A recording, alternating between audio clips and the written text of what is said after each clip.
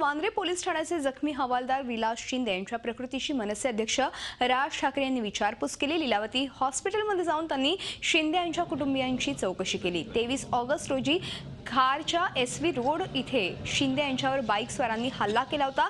Helmet नसल्याने त्यांनी bike स्वाराला हटकलं होतं आणि त्यांच्याकडे लायसन्स आणि गाडीचे पेपर्सही नव्हते। बाईक स्वारानं फोन करून आपल्या भावाला बोलावलं आणि भावानं पाठीमागून येऊन शिंदे यांच्या डोक्यावर बांबूने हल्ला केला।